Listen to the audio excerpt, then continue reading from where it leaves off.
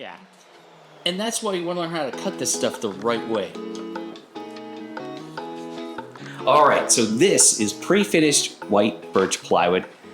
This is stronger than you're thinking, and it even saves you some money because a sheet of this is going to be like $5 or $10 more than raw unfinished birch, but you can't even buy a can of finish for under $20. So I mean, you are ahead right there.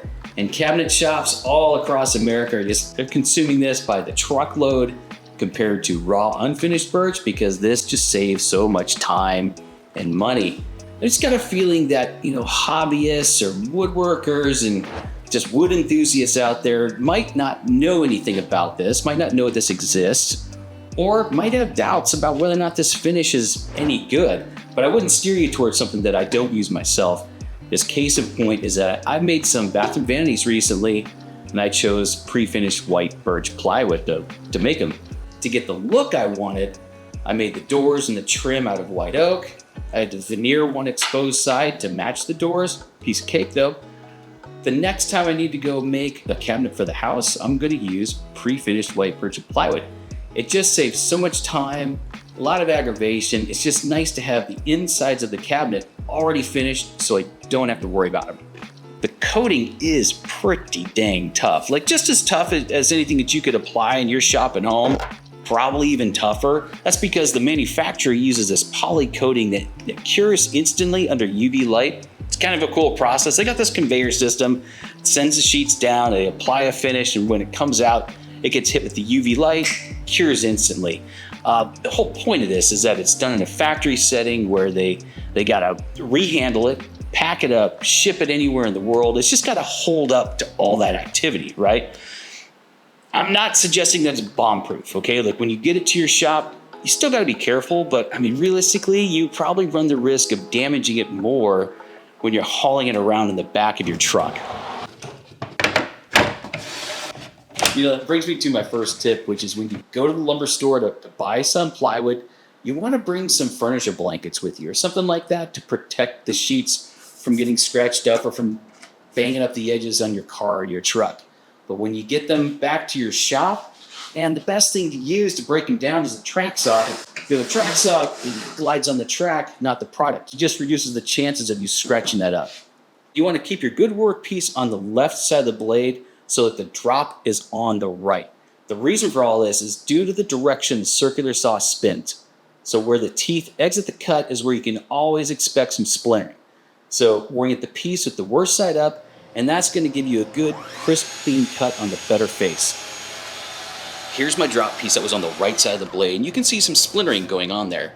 But on my work piece that was on the left side of the blade, it's good and clean on both the top and the bottom of the cut.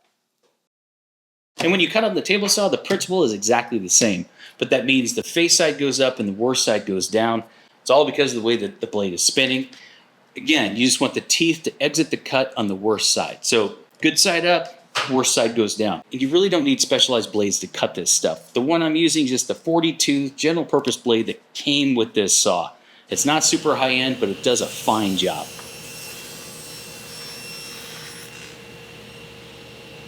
So that gave you a really clean cut on the face side. The back side, yeah, it's got a little bit of splintering.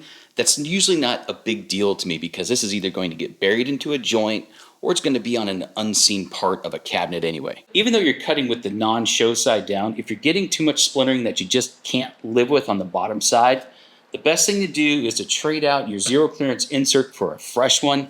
That's going to have a lot more impact than trading out the blade. Now with all that said, scratches are bound to happen, but I would say you can probably ignore most of them because they're going to be minor enough that they're going to be hidden or just unseen inside of a cabinet box or inside of a drawer box. So I would ignore most of them. But you do you. If you want to repair the scratches, go for it. I feel like the best thing to do is apply a wax, like a paste wax, cutting board wax works. It's surprising. These all work great for repairing scratches. Hope you can see that's all scratched up.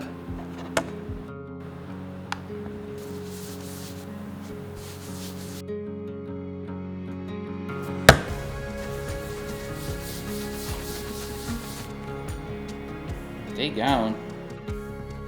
The last two things to know about this stuff is, first of all, when you go to cover up that edge, You can use pre-finished birch edge tape, or you can cut solid wood edging. It's real easy to apply a wipe-on finish to that. And then when you are assembling a project that has rabbet joints or dado joints, something where that finish is going to be in the joint, you just want to scratch that up real quick with some sandpaper, give the glue something to grab onto. And then a side benefit here of pre-finished plywood is that it's real easy to clean up the squeeze out because of those smooth surfaces. Just a nice benefit. Anyway, my name is Mark. I'm from Woodworkers stores. We sell this stuff. You can come visit us at any one of our 3 stores in Arizona: Phoenix, Tempe, Tucson, plus our website, Woodworkers Source. Come visit us. We would love to help you out. With that, thanks for watching. I'll see you on the next one. Thanks.